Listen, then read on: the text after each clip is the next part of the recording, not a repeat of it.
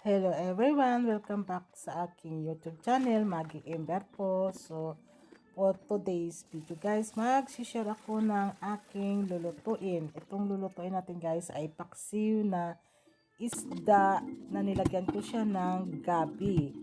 So, Ilonggo version po ito na pagkaluto guys.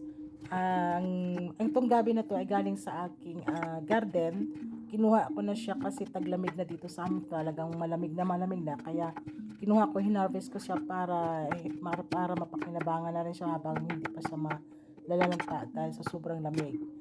Ang ginamit natin na sangkap dyan guys ay napakasimple lang po ito. Kamatis, ginayat ko ng maliliit, luya, ginayat ko rin siya po ng, hiniwa natin siya ng napakaganyan, yung parang thin slice po siya guys. At kailangan din natin ng sibuyas, ihiwain din natin siya ng medyo pinong-pino din dyan sa guys. At kailangan din natin ng salt and black pepper. At gagamit din tayo dyan ng suka. Yung gagamitin ko na suka guys ay yung sukang paumbong na galing sa Pilipinas. Ang tekniko pala dyan guys na para hindi makati lulutuin itong ating gabi, binababad ko po yan siya ng 24 hours, tapos huhugasan lang siya ng mabuti para matanggal talaga yung pangangati ng pagkati ng gabi.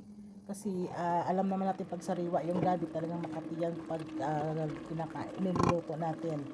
At yan po, nilaga ko na rin siya muna ng mga 10 minutes para lumambot siya bago ko ilagay itong ating mga sangkap. Katulad ng sibuyas, kamatis, luya, at saka itong ating suka. So, iyan po yung sukang paumbong na ginagamit ko. So, yan lang guys yung aking isi-share sa inyo ngayon. At maminis ko lang kasi magluto ng Philippine food. Kaya nag-try ako magluto nito.